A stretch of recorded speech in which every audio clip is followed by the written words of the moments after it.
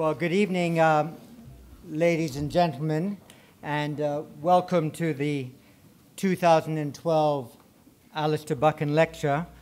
As you all know, this annual lecture was established in 1976 and first delivered by Dr. Henry Kissinger to honor the memory of our first director, Alastair Buchan, and it's a delight to see members of the Buchan family with us again here today.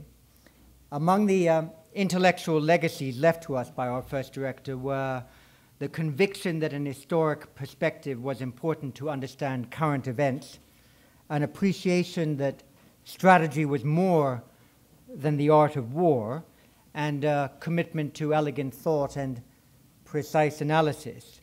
We hope that the growing group of international researchers at the IISS hold these and other important institute principles close to their heart. They are all needed all the more in these times.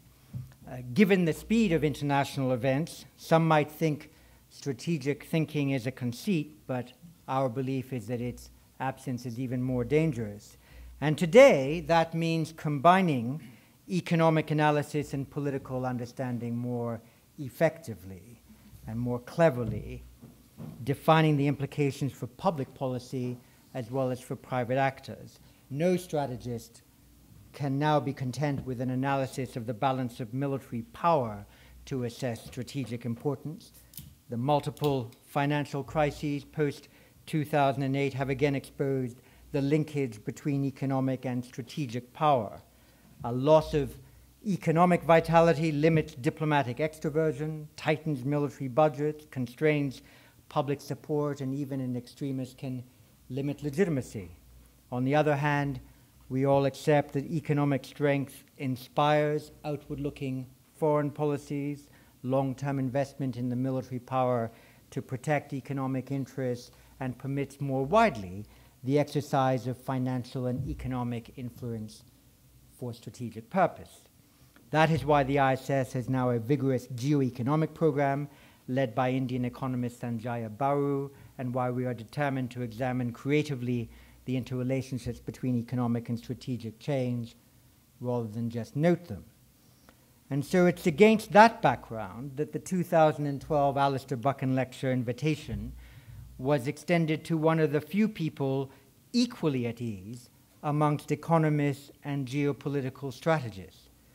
If there is one person who does not make a home for himself in an intellectual silo, it is Robert Zoellick. Historic context, the diverse understanding of strategic realities, and the necessary nuance of policy prescription come naturally to him. Here is a gentleman who has occupied some of the most important positions at the most significant times: counselor at the State Department at the time of the fall of the Berlin Wall, U.S. Trade Representative and later Deputy Secretary of State as the U.S. was expanding its free trade relationships and engaging more deeply with the emerging markets, and President of the World Bank during the period of the recent Great Recession. He has had important spells in the private sector, notably with Fannie Mae and Goldman Sachs, and has served on a number of corporate boards. He has managed to do this and more during an extraordinarily active career, and it is amazing that only today he has turned 59. So do please welcome, on the occasion of his birthday, our 2012 Alastair Buchan Lecturer, Robert Zoellick.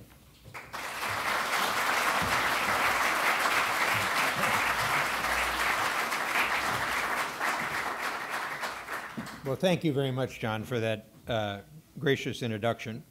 And it's a pleasure and a privilege to be with you this evening on my birthday to deliver the Alastair Buchan Memorial Lecture. The IIS has played an indispensable role, led by Alastair Buchan and the incomparable Sir Michael Howard, in transforming defense studies from technical military concepts to political and security strategy. And John Chipman has skillfully and ably applied that design to a different age. So there's no better forum to broaden the strategic view further. Tonight, I'll seek to connect economics and security, and in doing so, I'll draw on an earlier American foreign policy tradition to offer a revision to the standard post-World War II history. The connection between economics and security is usually assumed, not analyzed. After examining the origins of America's foreign and economic security policy, I'll describe three phases of the post-World War II international economy and a new fourth phase which is just taking shape. And I'll suggest that the earlier experience, rather than being retired as antiquated, points towards economic fundamentals that are essential to future security in this new era. We need to look back to the future. So let me start with an anecdote that helped crystallize my thinking. Earlier this year, Bob Carr, Australia's foreign minister and longtime friend of the United States, visited Washington. Carr stated his main message with Aussie clarity. The United States, said Carr, is one budget deal away from restoring its global preeminence. But he also added a caution. There are powers in the Asia-Pacific that are whispering that this time the United States will not get its act together, so others had best attend to them. Bob Carr is the founder of the Chester A. Arthur Society, named after America's not-so-renowned 21st president, a proud assembly of Australians who appreciate obscure U.S. political history and humor. So Carr would probably not be surprised to learn that his warning echoes words drafted by Alexander Hamilton for President George Washington's farewell address. The new nation, Hamilton urged, must cherish credit as a means of strength and security. Now, these ideas from the Anglo-Saxon periphery should find resonance in this country. Because Britain took care with its budgets and credit, this nation of shopkeepers was able to rise what we might term this week to be Olympian heights. The most exciting chapters on the Napoleonic War map Bonaparte's bold campaigns or the Royal Navy's counterstrikes. But the key to Britain's victory in the early 19th century is found in those dry accounts about Pitt the Younger's budgets. Because by restoring Britain's credit, Pitt enabled his country to fight a long war without choking its economy. Britain could even finance its coalition partners again and again until Napoleon succumbed. For its first 150 years, the American foreign policy tradition was deeply infused with economic logic. As some of you may vaguely recall, in 1773, a tribe of Bostonians threw 342 chests of tea into the harbor, without damaging other property, I might add, to protest taxes imposed to bail out the nearly bankrupt East India Company.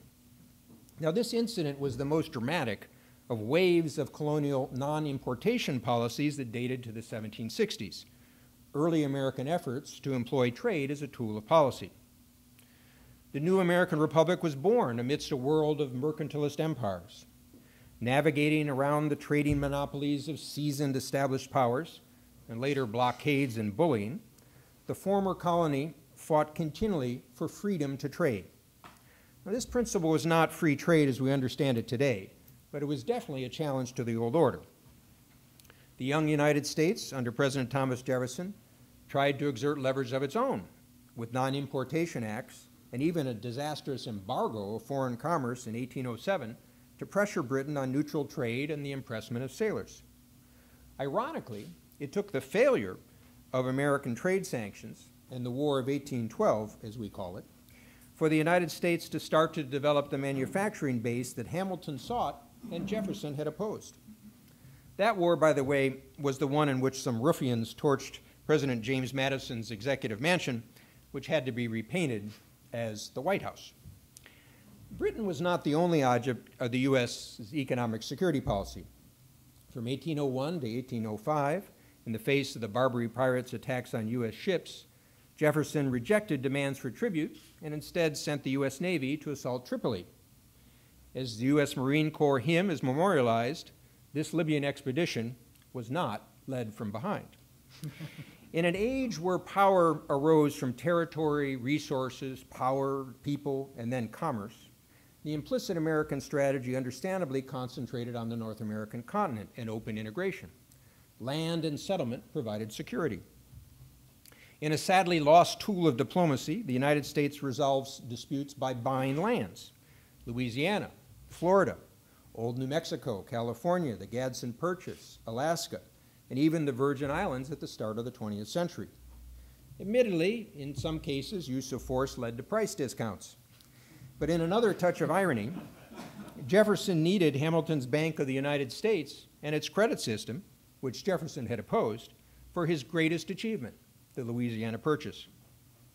The theme of Western Hemispheric integration, a partnership of young democracies, not an empire, was advanced by Secretary of State Henry Clay in the 1820s, revived in the 1880s and 90s, and found first fruits a century later in NAFTA, and then 5 more U.S. free trade agreements with Latin America.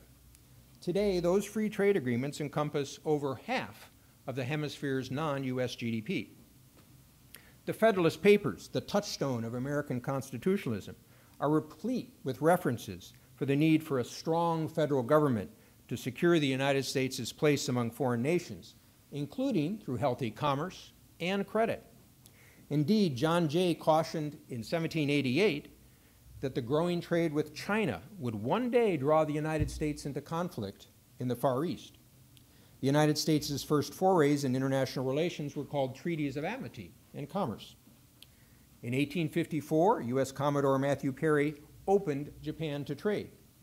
By 1899, Secretary of State John Hay was resisting carving up China, as Africa had been, in favor of an open-door policy to secure equal commercial opportunity.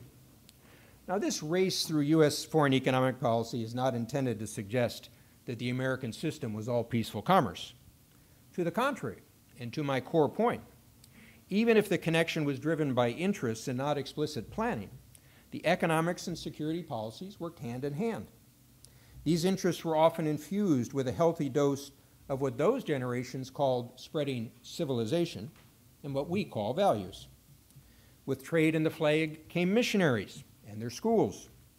After the defeat of the Boxer Rebellion in 1900, the United States pragmatically used its share of the indemnity imposed on China, which the United States had opposed, to found Tsinghua University in Beijing and found scholarships for Chinese students in the United States. And as a maritime country, the U.S. Navy looms very large in America's foreign economic policy, just as the Royal Navy does. Those objects of the policies were hotly debated too. Ironically, the U.S. war with Spain in 1898, precipitated by conflicts over Cuba, led the United States to acquire the Philippines for $20 million to keep the islands from being grabbed by others whose fleets were hovering. But the United States did not take Cuba. Teddy Roosevelt stirred up a revolt in Panama so he could build a canal that would link the 2 great oceans, commerce, and fleets of the U.S. Navy. The American foreign economic policy helped spur early interest in international law, what we now awkwardly call rules-based systems, to resolve disputes. The United States was an active participant in the first Hague Conference of 1899 and lent its support to the Permanent Court of International Arbitration. Secretary of State Elia Root negotiated arbitration treaties with 25 countries at the start of the 20th century. And the decades that followed continued the pattern. Dollar diplomacy sought to support American enterprises in Latin America and East Asia through what we now call transnational actors, but in those days were railroad and mining engineers, bankers, and merchants. In World War I, Great Britain wisely learned a lesson from a century before and shrewdly played on the U.S. commitment to neutral rights on the seas. After World War I, reacting against what the United States viewed as the old European politics of perpetuated hostilities, the country withdrew from European military security. Yet even during the 1920s and 30s, the United States relied on banker statesmen, Charles Dawes and Owen Young in Europe, Tom Lamont and Dwight Murrow of the House of Morgan in Mexico, to negotiate debt, reparations, to revive the broken economies. To secure peaceful seas, the United States even launched the idea of global arms control through the naval disarmament conferences of the 1920s.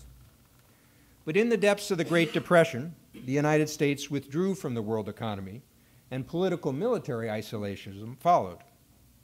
In 1941, the United States learned again through harsh experience, that economic and military interdependence were linked.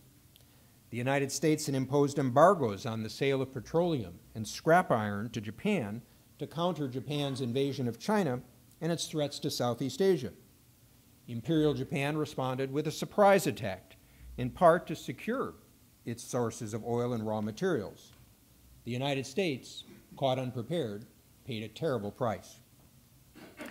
World War II and the opening of the Cold War led to a sharp break in the American foreign policy tradition. At least that is the impression left by the masters of mid-20th century security studies.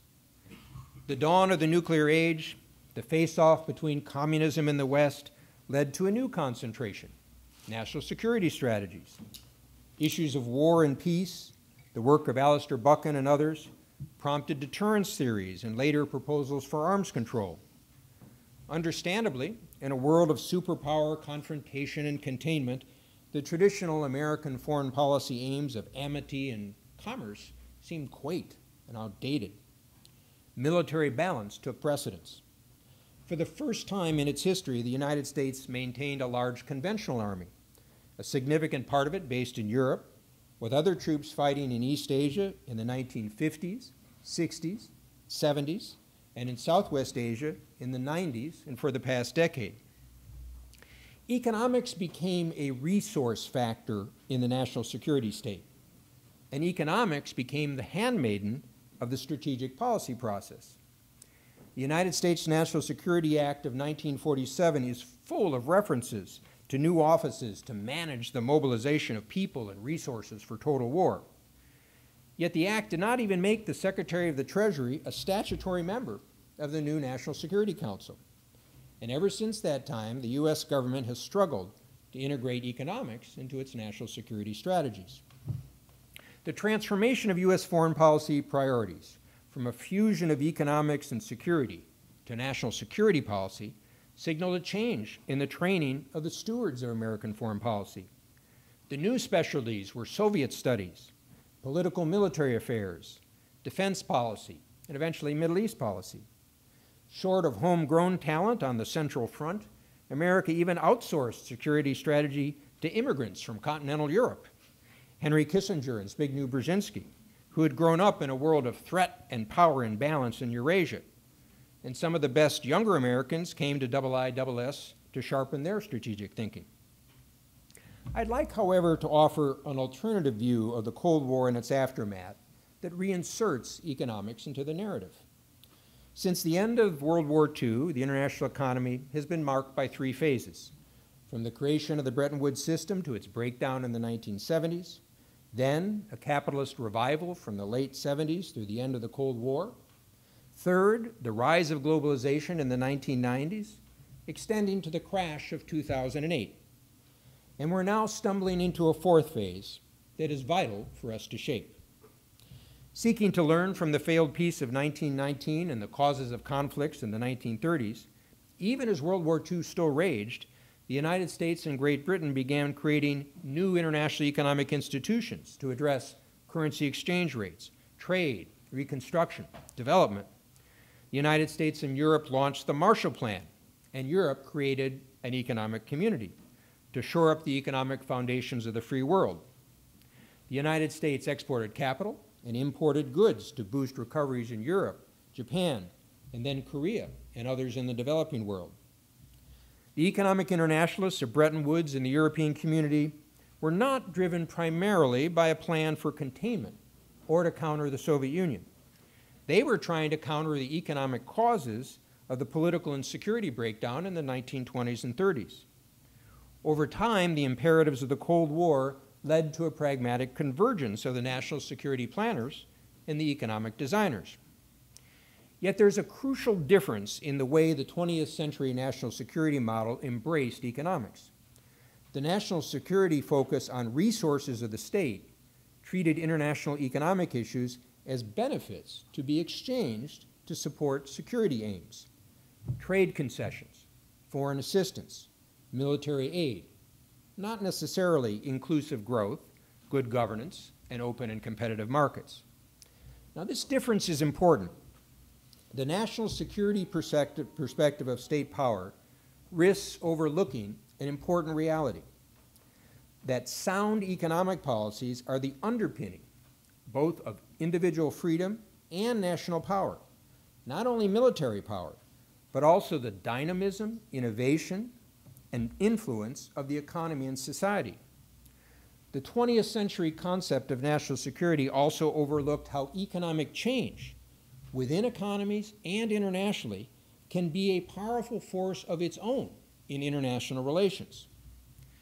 President Eisenhower understood this distinction. He invested political capital in balanced budgets, low taxes, sound monetary policies. He recognized the underlying strength generated by investments in national highways, education, and science.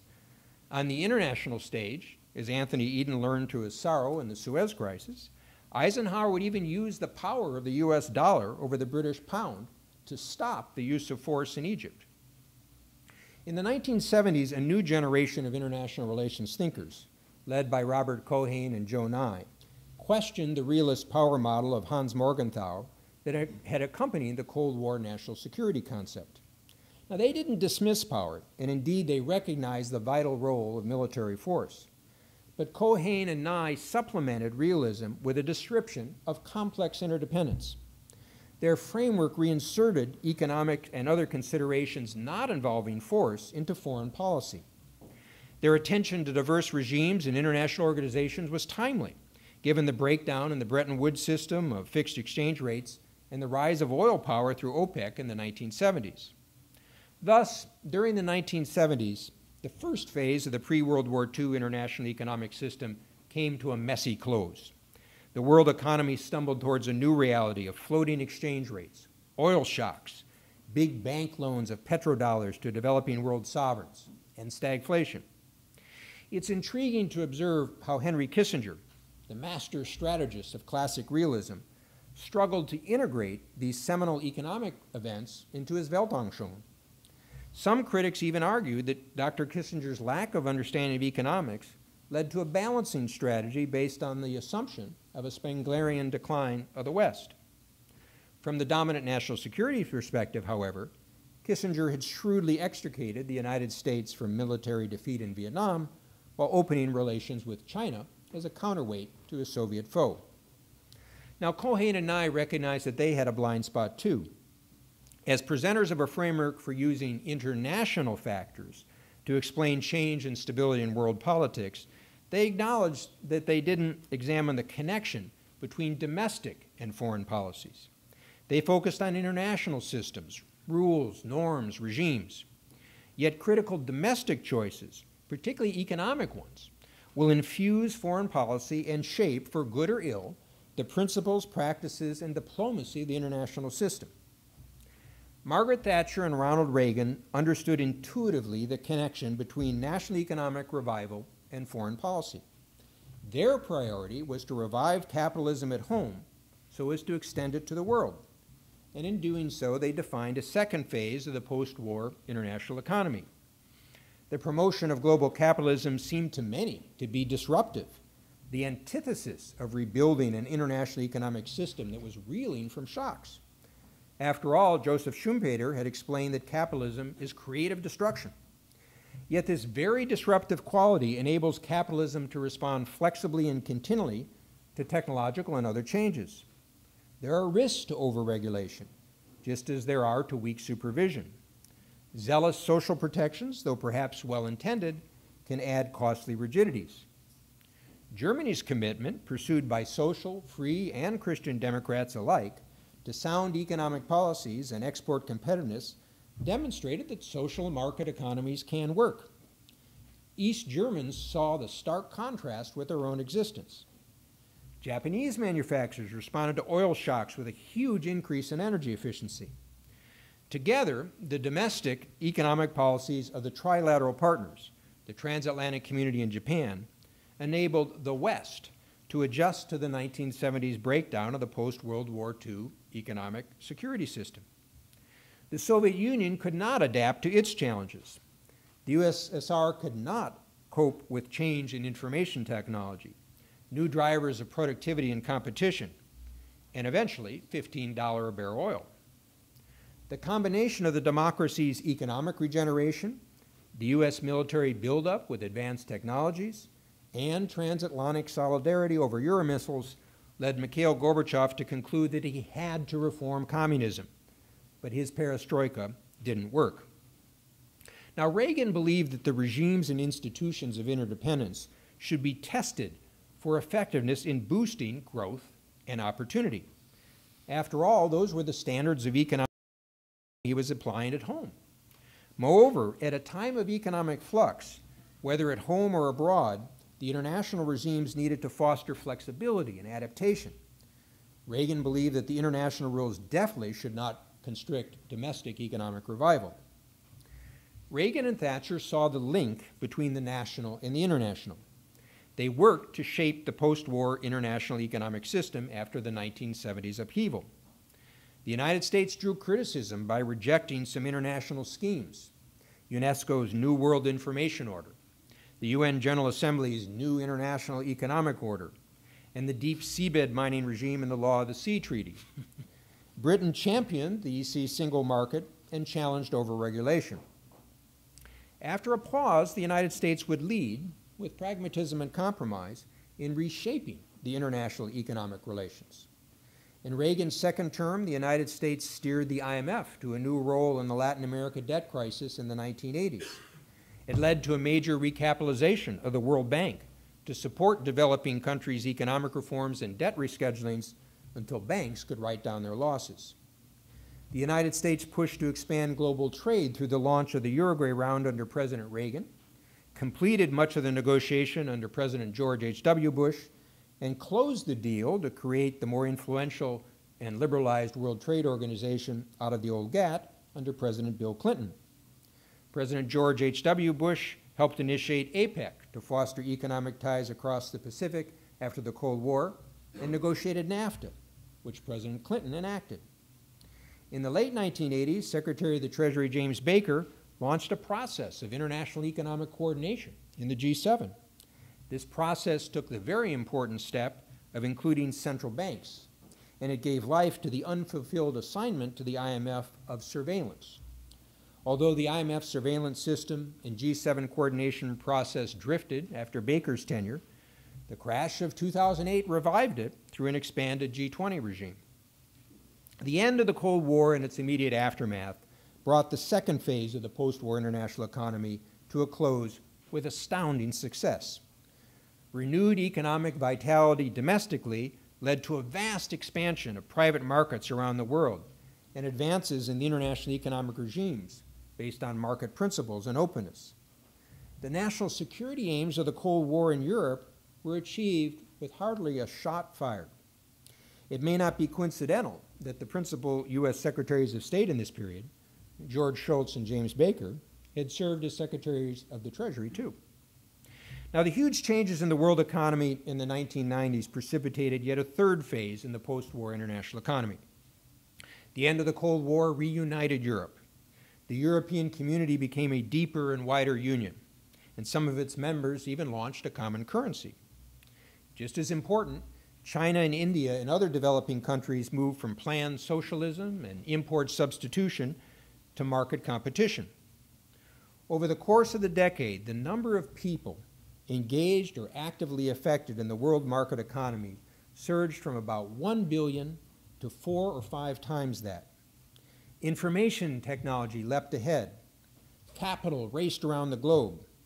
Rather than look to the world economy of Bretton Woods as the point of reference, the earlier era of globalization before World War I seemed to offer a closer policy parallel. Yet the adaptation to markets on a truly global scale, integrating developed and developing economies alike, was bound to be discontinuous and fraught with challenges. In the late 1990s, countries in East Asia and Latin America faced harsh financial blows and painful restructurings, and almost all are now stronger for the experience. The recovery strategies of some developing countries planted the seeds of a new problem: imbalances, whether of savings, reserves, trade accounts, or other dimensions. And some economists maintain that the low prices of goods available from the new suppliers led central bankers to persist in easy monetary policies for too long, risking widespread asset price inflation, especially in real estate markets. The institutions of the international economy adapted incrementally, and often with difficulty. The economic firefighting of the IMF and the World Bank made them the principal targets of an anti-globalization movement. The continuing boom then almost put the IMF out of business. Unfortunately, neither international nor domestic supervisors of financial markets kept up with the innovations or the frauds and foolishness that inevitably come with long boom periods. The WTO added many new members, and the trading system even withstood terrorist attacks and fears of more. But the travails of the Doha round of the WTO, launched in 2001, signaled a new challenge. The traditional developed countries wanted the middle-income countries, China, Brazil, India, and others, to assume more responsibility for lowering barriers to trade, while all would offer special treatment for Africa and the poorest. But the major developing countries, in turn, pointed to their large numbers of poor people and wanted to maintain the privileges of special and differential treatment. This debate is far from resolved, and it reverberates not only in trade, but in monetary affairs, investment, development, energy, and the environment. So to sum up this alternative narrative of the post-World War II experience, as viewed through an economic lens, the first phase of reconstruction and reintegration of advanced economies, creating a new trilateral system, ran from the Bretton Woods to 1970s breakdown. The second phase was marked by a period of drift and oil shocks until Reagan expanded the revival of capitalism at home into a pragmatic but principled adjustment in the regional and global economic systems. The success of the trilateral democracies, capitalism, and markets led to a third phase, running almost 2 decades, creating a truly global marketplace. Now the crash of 2008 has ushered a fourth phase. Global financial capitalism and our countries face a new crisis of credit, conduct, and even confidence. After harsh blows, the advanced economies are struggling to reduce debt and revive jobs and productivity through structural reforms. Unemployment is up, confidence is down, protectionism is rising, publics are anxious, politicians are struggling. Developing economies have been hit too, although many have fared relatively better. The 60-year-long leadership of developed countries is in question. The relationship between economics and security is again the principal issue. The strategic and security stakes are very high. Will the Eurozone and the historic success of Europe's peaceful integration survive, and with it, Europe's influence in the world? Will the middle-income developing countries, which are rising powers, overcome the so-called middle-income trap to become high-income countries and responsible stakeholders in the international system that benefited them, but which they did not design?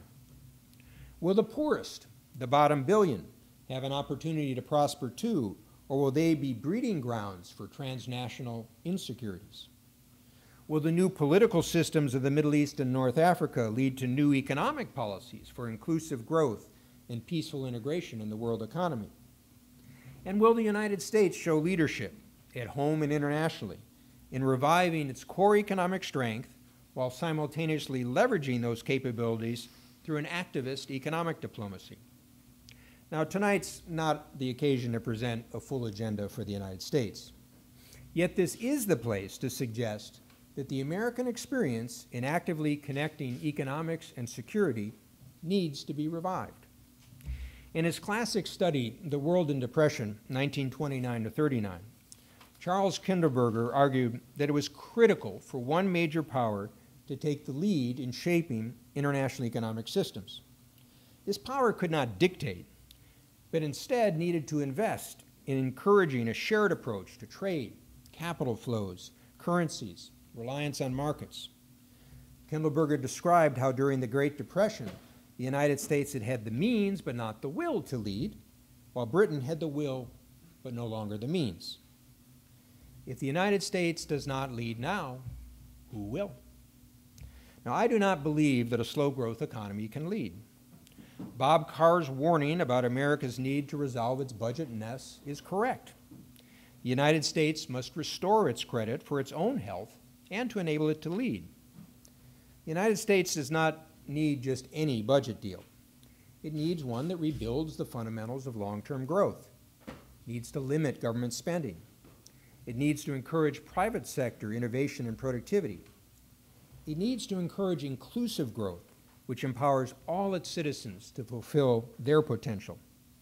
It needs to favor makers over takers.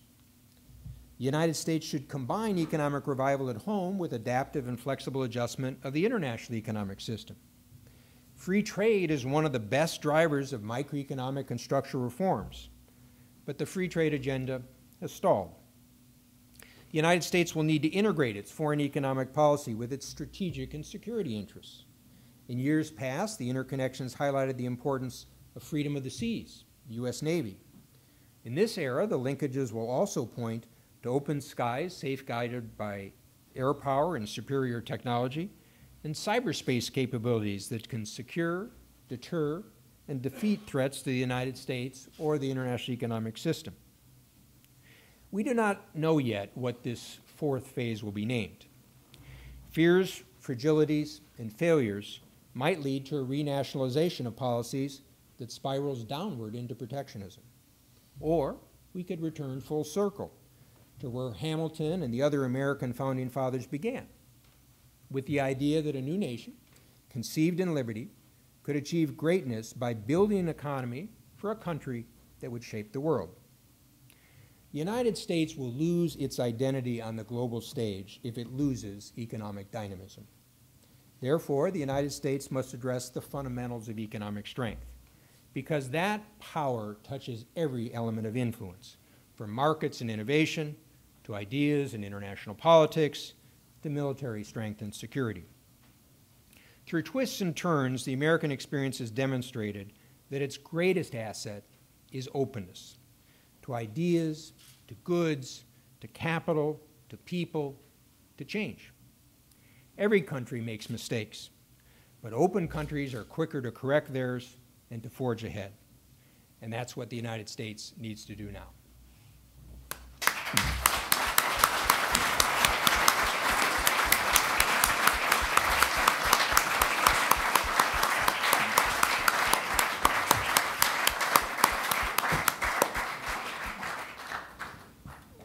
Well, I advertise history, strategy, and policy prescription. I think that's exactly what we got. Thank you very much, Bob, for a refreshing reinterpretation of post-World War II history. I enjoyed reading your speech last night. I enjoyed listening to it even more today. Even though I did read it last night, I know that I wasn't responsible for any kind of leak, so I can't account for why Robert Kimmitt in today's Herald Tribune argues that the Treasury Secretary should be made a statutory member of the National Security Council. Other than perhaps he, like us today, has had the benefit of your wise counsel and policy prescription. So we have Bob Zoellick with us for 20 or 25 minutes more. I invite questions, comments, points, debate. And James Lockhart Smith first. Could you stand up, just it might be easier. Okay, well, thanks very much for a very interesting talk. I just wondered, given the implicit parallel you drew between national security objectives and market-oriented reforms, if you could say a few words about how these sort of intensely protectionist defense industrial policies of, I'm thinking here specifically of Brazil, but one could extrapolate among the BRICS and the next 11 economies, you know, how those fit into what you're talking about, whether, you know, these approaches have legs, will they work for the countries concerned, and in the long term, would they have teeth? I mean, does this have national security implications for other countries, and specifically the United States? Take each one. Well, I think what you're seeing in Brazil is a symptom of the broader pressures that political leaders are going to come under as the economic crisis, the Great Recession, continues year after year. Now, in the case of Brazil, it's compounded by some other factors. Brazil has been very successful as a commodity importer, and this is where the interconnections are important. The growth of China has been very important for its agricultural and its mining capabilities. Brazil is sensitive about trying to develop an effective manufacturing sector. At the same time, Brazil, because it has a floating exchange rate, has been sensitive to what it perceives as to be the effects of what we'll call abnormal monetary policies in the international system. So without getting all the details, these are part of the interconnectivities that I was sort of alluding to. I think the United States and Europe have been pressed into those monetary policies. I don't blame them, but the fact that the economies are not able to deal with some of the fundamental fiscal and structural issues, I think, has led to an over-reliance on those and might in the future as well.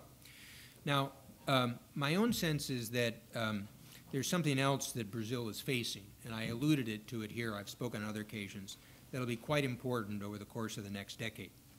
And when I was with the World Bank, we kind of started this rolling with a project in China, which is this issue of the so-called middle income trap, where countries tend to grow rapidly if they get basic policies in place up to a certain level.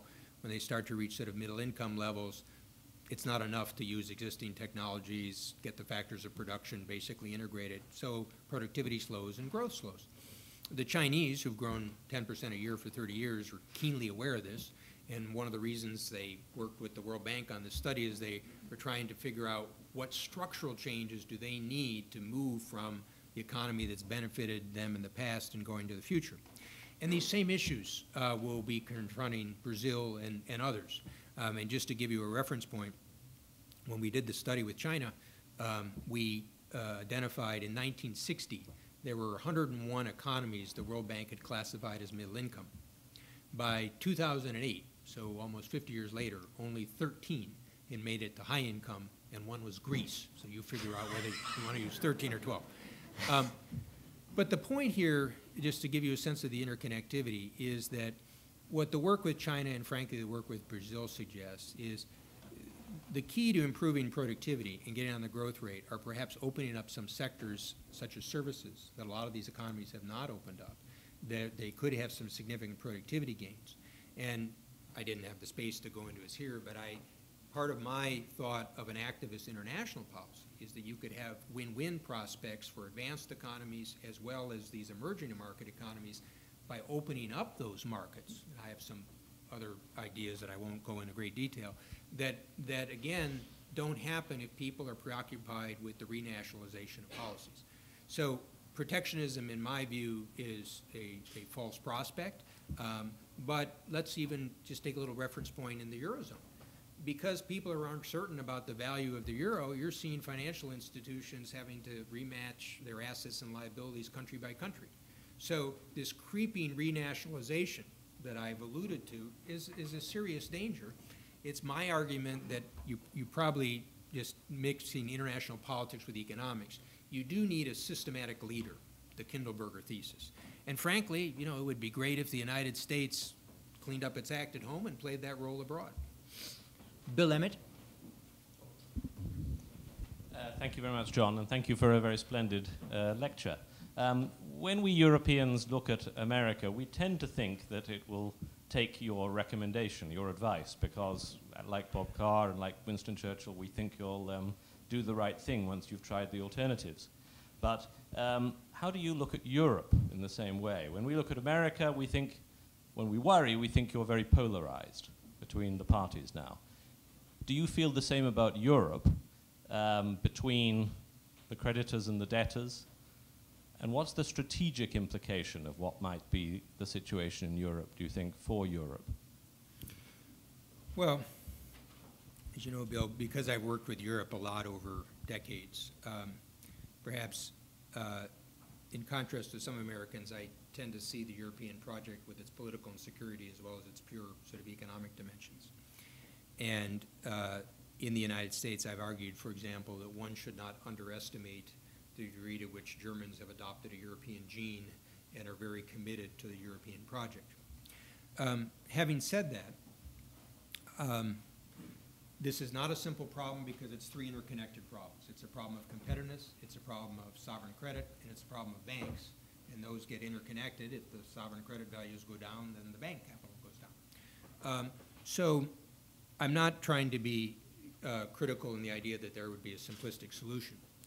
But by and large, what I've seen with European policy pretty up close is that people have waited till they get to the brink, and then they patch something together, and it's not really sufficient, and then the monetary authorities and the ECB provide liquidity that buys time but doesn't solve the solution. So in a constructive way, what I said to the G20 leaders, including the Europeans in Los Cabos, is I would try to focus on two core issues now. One is getting capital into the banks, particularly in Spain, but there's other banks as well. If they do that, that'll give the ECB more freedom to provide support. And the second, there's a mismatch, if you want a duration match, between the reforms that have to be undertaken in places like Italy and Spain and the time period that the benefits will show in those reforms versus the liability side, which is the need to roll over the debt. And they need some mechanism to enable those countries to be able to refinance debts at reasonable rates while they continue to make the reforms. So the Germans are half right. You have to make the reforms. But you also have to be able to have a financing mechanism. And there are multiplicity of ideas out there. I won't rehearse them all tonight, but people are very much aware of the options. It's not the role of an American to pick one, but Europeans will have to pick one. And I guess when I look at the most recent European summit, I think that the good news is, you know, they're pointing towards the right issues. They're sort of suggesting the steps that need to be taken. The bad news is they're still not on a timeline that relates to the reality of the economies or the markets. And what my own natural optimism from the U.S. side has been sort of weakening because in part I worry that while I'm convinced that Chancellor Merkel and Finance Minister Schäuble mean what they say when they say ultimately we will do what it takes to save Europe, I worry about the world of miscalculations where things can move faster and then they can act. And I'm starting to get a little worried about their freedom of maneuver. The constitutional court decisions are starting to limit them, and even the German public, which is starting to say, look, you know, we cleaned up our act, we paid money after money, and everybody hates us. You know, so what I've said to the Germans is, look, you know, welcome to the role of hegemon. This is, the United States has dealt with this a long time. But as I was talking with Sir Michael Howard, Germany and hegemon is not quite yet a comfortable combination. So I guess I could say that, you know, best bet is often the case who's sort of muddling through, but I'm starting to get increasingly worried about the downside risks. And in the near term, I mean, if I could focus on something, I think you know, Spain, as you see in the papers, may need to get additional financial support. If the mechanisms of the European system aren't big enough, then they can give them support for time, but the markets will realize that's not enough, and if it spreads to Italy. So it's a very serious phase, and one of the reasons that I types of points I made in the speech I've made in closed halls too is that, you know, having been involved with politics as well as policy, it's the nature of most political leaders to act incrementally. Okay. But there are these times in history where a political leader has to act with greater boldness.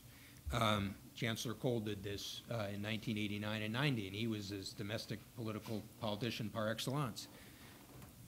We haven't seen that. Yes, you sir in the back row. If you stand up, then the microphone has a better chance to identify you. There you go. Hi, my name is Misha Klemesh. I'm a journalist. I work for Digipress, the Japanese news agency.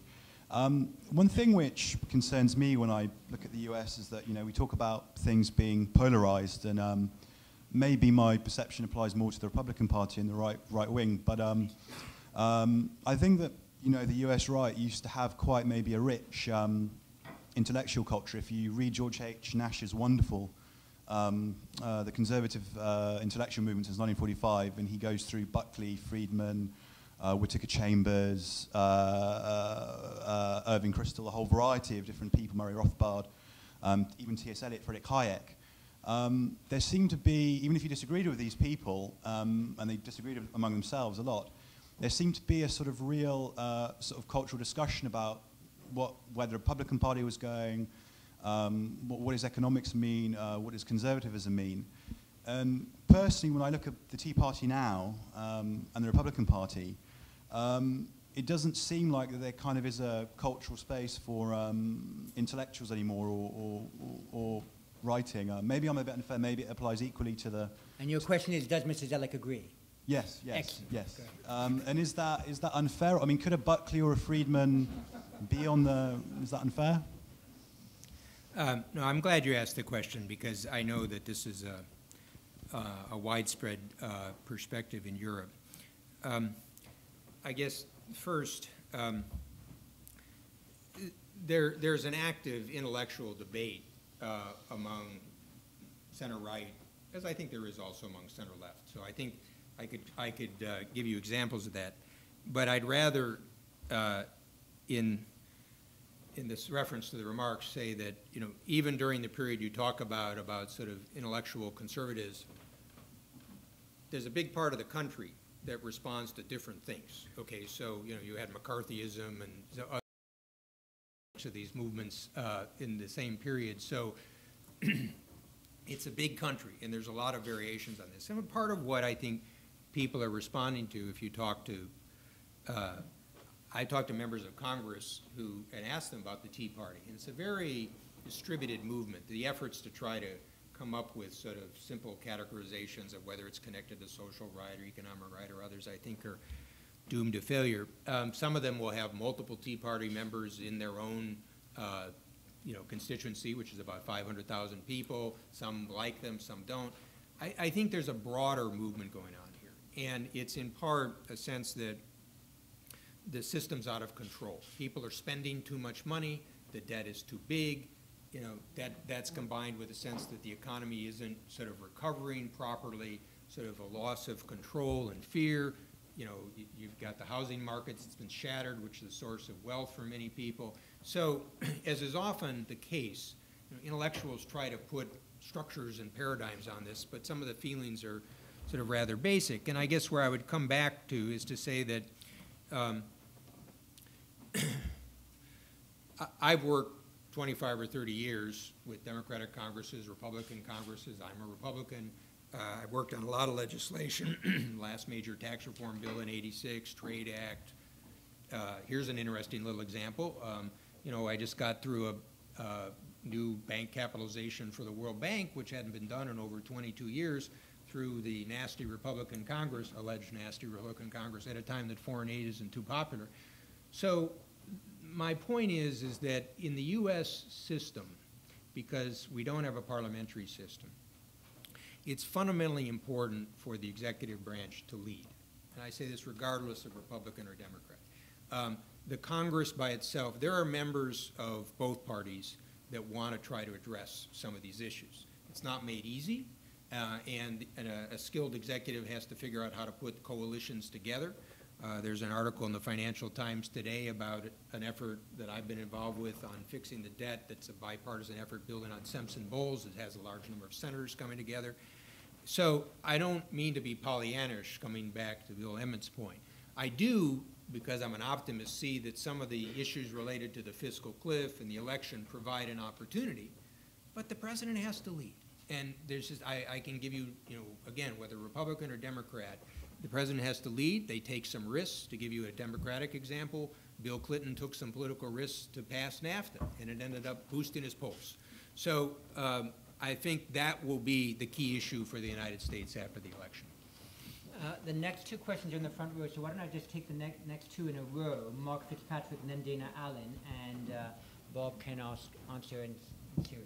Mark first, then Dana. Thank you. Bob, your reference to the Suez crisis, the way in which President Eisenhower used the economic leverage of the United States to dissuade Britain from a misadventure in the Middle East, makes me wonder if there's a lesson of history for a topic of today. There's a lot of question about whether Israel might launch a misadventure in the Middle East prematurely.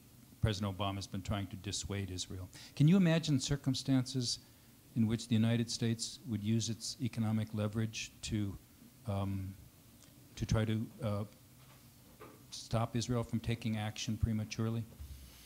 Dana next, because that's a tricky one. I can tell you want to think for a second. So Dana first. Thank you.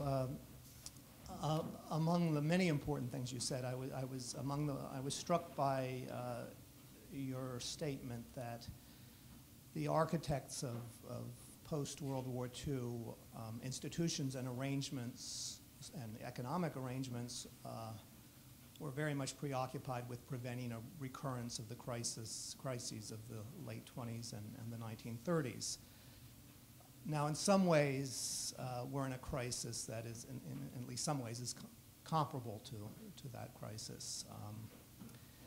I guess my question is, you also spoke of the rejuvenation of market capitalism led by Reagan and Thatcher.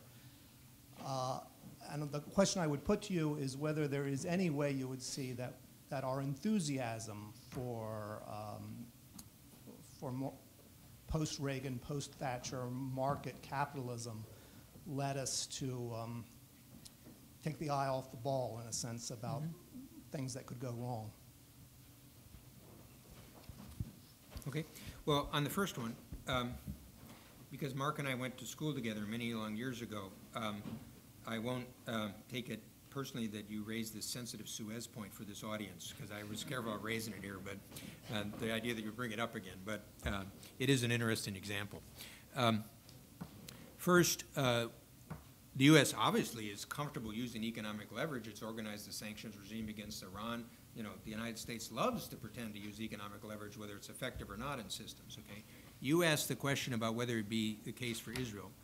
My answer would be no. I think the sense of the ties between the two countries would be very deep, and the United States would not use its economic leverage against Israel. An analogous question, though, is in the Bush 43 administration, I was out by this time, but at least I've gotten from pretty good sources that President Bush did tell the Israelis not to make an attack, and you know, there were various stories about various threats that are along with that, and the Israelis didn't make an attack. Now, this was when U.S. forces were in Iraq, and they also had some control over the airspace. But there are other stories where I think for Republicans and Democrats, the U.S. has often told Israel not to use military power, and Israel's gone ahead and done it. It did it against Iraq in 1981, and I think it also, in the case of Syria, I don't know for sure, but that one might have also been one that was done independently. So, you know, I think the core lesson here is that, as anybody who's worked or visited Israel know, when things come to what is a sense of their basic survival, the notion of the Holocaust is still very, very deep in the psyche of the country. And at least my own experience is that the best way to work with the Israelis is to try to make sure that they don't have that fear that they're being left out or behind. But, you know, whether you can get them to do what you want, that's one of the challenges of diplomacy. On the second question of sort of whether globalization led to the 2008 issue, I implicitly touched on this point when I talked about the lack of financial supervision at the domestic and international levels leading to the crash. And, you know, I certainly wouldn't say that this is a reason to throw capitalism out the window, but as in other cases, I think, you know, it is interesting. This is why perhaps I like the study of history, is how quickly people forget. I mean, it wouldn't take a genius to know in booms and busts that you're going to get money chasing after yield, and you're going to get people doing dumb things, and they're going to go to fraud, and that eventually you'll have, you know, this won't be settled until you have criminal cases against some of the people. And so one would like the regulators and the supervisors to have been more alert to that. There is an interesting question about whether the remedies fit the problem. You know, whether this was a question of a failure of supervision or whether you sort of needed more regulatory systems. Having lived through a couple of these, I'm always a little wary that people then pass a whole bunch of new regulations and a whole bunch of new rules, and they think they've solved the problem, and in some ways it's dangerous because they've almost led to a complacency. And I really, you know, in some ways I think the basics here are capital, liquidity, leverage, you know, not have too big to fail, and some of the other things could actually go the other direction. And I'll just to share with you one story, since I guess the reason you invite older officials like me is to share anecdotes. I went through the financial crisis in the late 80s and 90s. I was also at the Treasury Department. And I remember at that time there were a number of U.S. banks that were, in a sense, handled by the FDIC, our insurance authority. And the Congress said, look, we don't want the FDIC to be bailing out banks unless it saves the depositors money. So there's something put in a law called FIREA that basically said, you have to pay off the depositor, let the bank die, unless the bank is of systemic interest. This stuck somewhere in my brain, and so fast forward 20 years later, I'm president of the World Bank. When you have a financial crisis and you're in that sort of job, hopefully you've got good people and they're focusing on the basics. Your job is to think of the question people didn't ask. So I was meeting every morning, every night with my financial team, because people don't realize this, but the World Bank's a very big, sophisticated financial institution with hundreds of billions of dollars all over the world, so you have to watch this stuff. And so, and with a AAA rating, I might add. So one day I said, do we have any deposits? Yeah. And, you know, because I'd only been at the bank briefly. You don't normally think about deposits. And I learned as part of our liquidity management, we had about $1 billion of deposits with Wachovia Bank. And Wachovia Bank was one of the banks in trouble. So I called Hank Paulson, who's a very good friend, and I said, Hank, you know, I asked my staff, has Wachovia been declared a systemic bank? And the answer was no. And so I said, Hank, you know, I have a fiduciary responsibility. I got $1 billion in that bank. I can't walk away with $250,000, you know, of FDIC insurance. So, you know, and he said he was tearing out the limited area that he still had, and because he couldn't get Sheila Bair to declare it a systemic bank. And so I had to take $1 billion out. Now, they ultimately declared it a systemic bank, okay? But the reason I tell this story is because beware unintended consequences. And so, you know, some of this, we could take the lessons from the financial crisis, which people will be writing PhD theses on for decades ahead. But there's some basic common sense, and one of them, after long boom periods, watch out for bad stuff. The supervisors ought to be worried about it. I did also allude to the fact, and this is something that central bankers will learn. You know, central bankers always focused on product inflation, okay?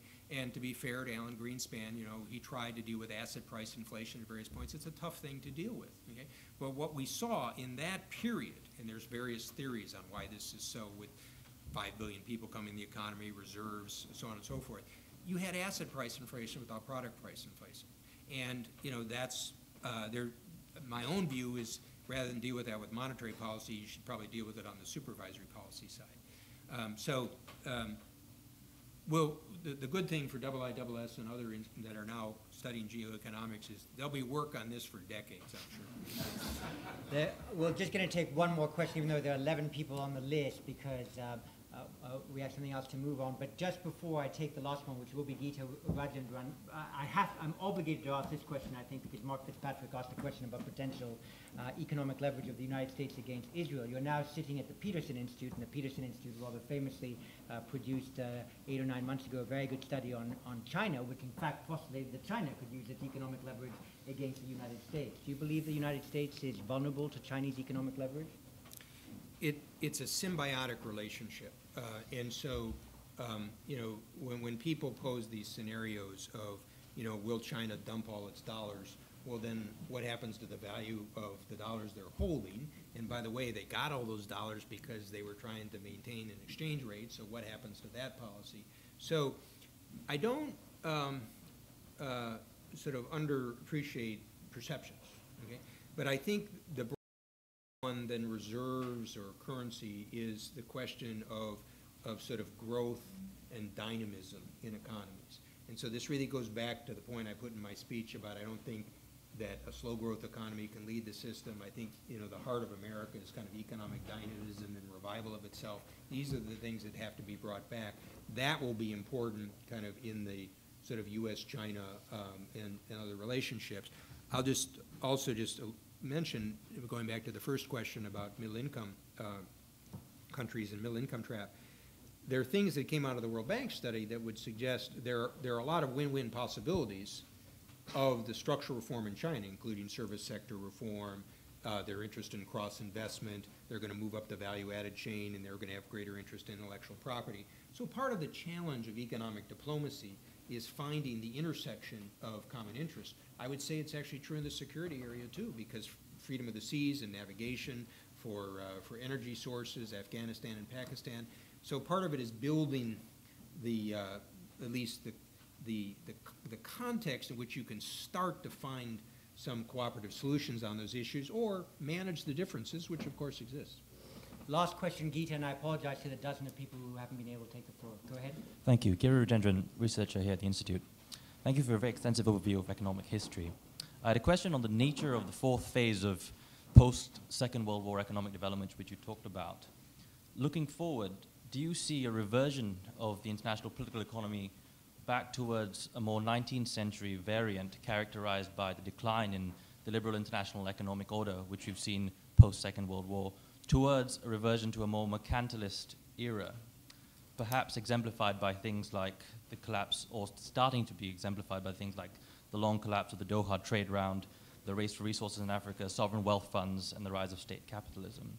So, you know, do you think the world is becoming or starting to become more mercantilist? And if so, in the absence of a Kindleberger-esque benign hegemon, what can be done about this? Thank you. Yeah, that's the what we used to call million-dollar question. I guess now we have to call trillion-dollar question.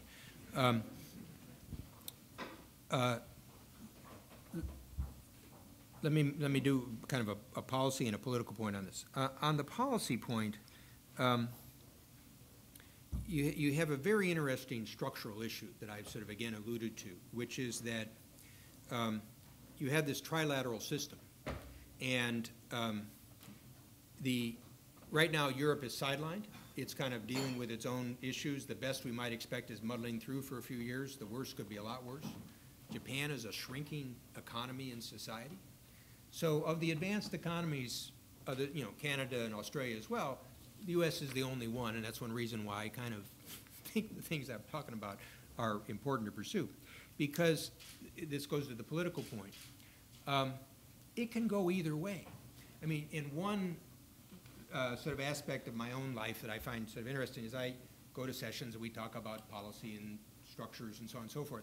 But I've also spent a fair amount of my life doing things in the government sector, and it really does depend on people and leadership. I mean, and so, you can talk about great schemes and others, but I could sketch out a path that the middle income countries and the rising powers realize they have an interest in the system and that they'll work to support it. And I can give you a lot of examples from my own sort of recent experience.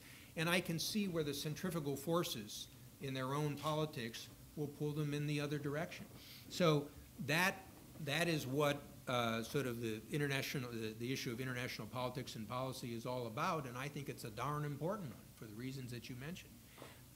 But the last sort of fill-up to this is, since you start with economic history, one of the other things, I sort of like arcane fields like economic history. So if you talk the economist profession, obviously, you don't see anybody studying economic history anymore because it's your mathematical models and how complex you can make the formula. But I had this, in a bipartisan sense, I had this conversation with Larry Summers, and he said, well, it is interesting. He said probably the best book on the financial crisis so far is an economic history book. The book about This Time is Different and sort of the 12 centuries of financial policy or others by Rogoff and Reinhardt. So this is a plea for economics history to get its rightful place in the order. Bob, Zoellick, thank you very much indeed. We could easily be here with you till 10 p.m. Some people will be here until 10 p.m. because the Olympic lanes are operational now. And it's too bad they won't be entertained by you until 10 p.m. They would all prefer to be. Thank you very much for a really phenomenal Alastair Buchan lecture and a tremendous conversation with us. Thank you very much indeed.